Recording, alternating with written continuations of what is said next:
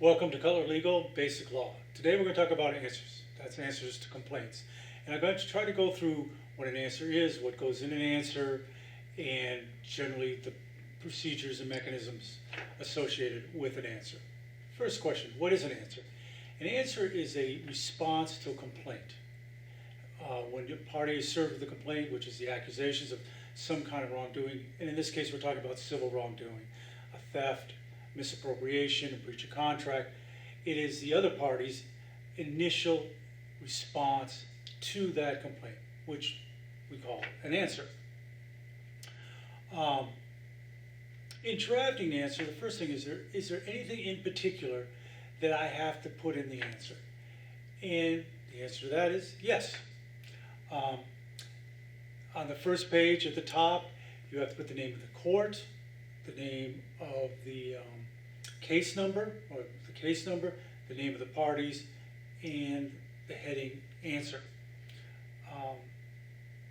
And if you're going to also assert a counterclaim, you also have to put that into the body. And here I have an example of a state court complaint with a counterclaim. You see, the first is the name of the plaintiff, the answer, the name of the defendant, and the counterclaimant, which is the defendant.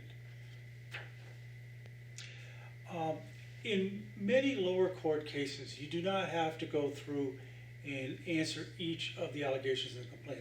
A complaint will say, paragraph 1 accuse you of this, paragraph 2, 3, go on for like up to 40, 60, even more. In a lot of state courts, lower state courts, you can just do a general denial, saying you deny everything in it. However, in a federal court, and in higher levels of state courts, normally called superior courts, you have to go through and you have to deny each of those allegations, or admit to them, or state you have insufficient information. Beware though, in federal court, if you do not deny the allegation, the rules say the court may treat that as an admission to the allegation. So be very careful to go through each of those paragraphs and either admit, deny, or state to what extent you do not, or whether or not you do not have enough information to admit or deny. The next thing that goes into a complaint is affirmative defenses.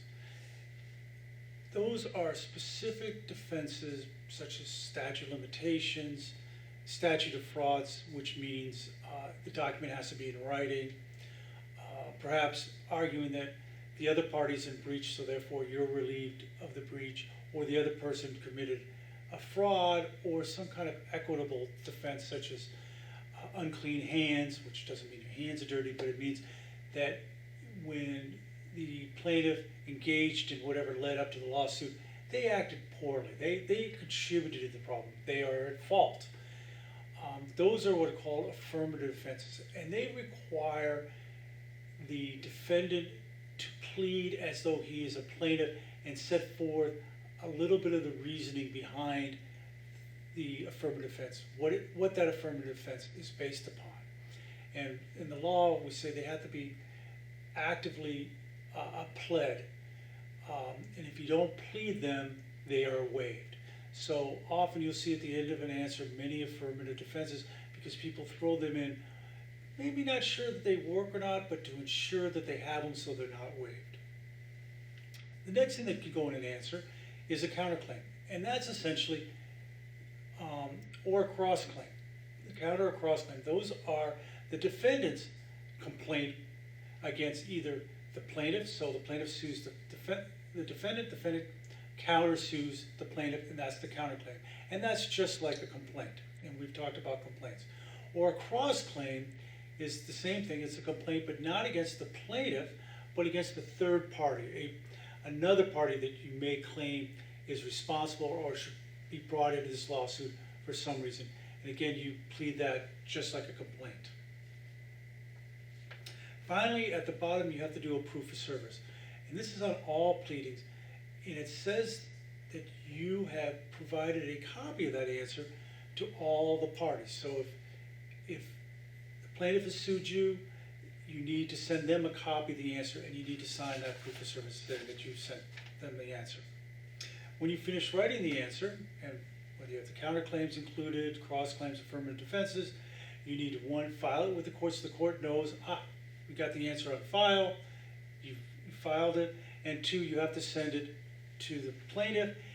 And if you're cross-suing somebody else, a third party that wasn't in the original complaint, then you have to hire a sheriff or a constable to go and serve that on them the same way you serve a complaint.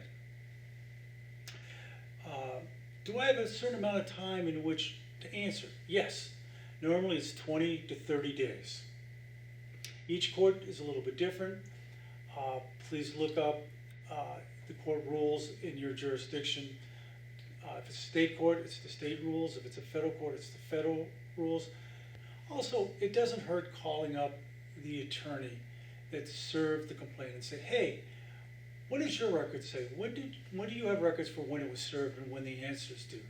And often attorneys will be very cooperative and give you extra time to answer. As long as they know the answer's coming in, they shouldn't want to run into court and get your default. And that's the next question. What happens if you don't answer on time?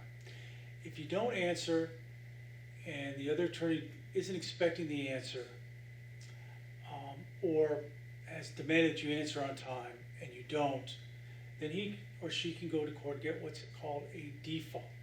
And that puts you, the defendant, in default, and you can no longer do anything in the case. You can't answer or anything, and you have to go to the court to have that default removed. And if you take too long in doing that, then you move to the next stage, which is the proof up of damages. And as time ticks on, it becomes more and more difficult for the court to remove that default. And once you have a default, you do have to go to the court and explain why you didn't answer on time. And just saying that the dog ate your homework usually doesn't work. It has to be a little bit more than that. And finally, advancement of technology. The federal courts, everything is done electronically. So you don't mail your answer to the court or go to the court, drop it off. You have to get on what's called the PACER, a system, and you scan your answer and you electronically file it. And many states have also moved to electronic systems. But most of the states you can both do it by mail or in person or electronically. But if you can do it electronically, obviously that's more convenient and a lot easier. So that's what an answer is. I hope that was helpful. Thank you. All right. This